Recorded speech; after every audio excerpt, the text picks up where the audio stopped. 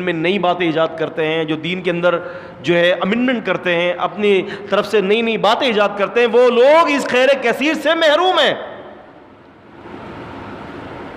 رسول اللہ صلی اللہ علیہ وسلم فرماتے ہیں کہ میں پانی پلا رہا ہوگا، میرے امتیوں کو پہچان لوں گا، ان کے چہرے اور ان کے ہاتھ، ان کے قدم، ان کے چہرے، ان کے ہاتھ یہ چمک رہے ہوں گے وضو کی وجہ سے۔ چمکیں گے تو وضو کی وجہ سے بدعتیوں کے چہرے بھی چمکیں گے، ان کے چہرے بھی۔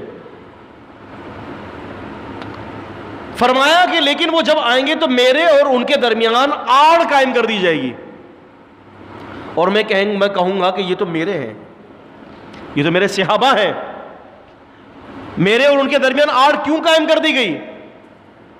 تو کہا جائے گا انک لا تدری ما احدث بعدک، آپ کو پتہ نہیں، انک لا تدری، آپ کو علم ہی نہیں ہے۔ نبی علیہ السلام کا عالم الغیب ہونے کی نفی کی جا رہی ہے۔ فرمایا آپ کو نہیں پتا، انہوں نے آپ کے بعد آپ کے دین کو بگاڑ دیا تھا۔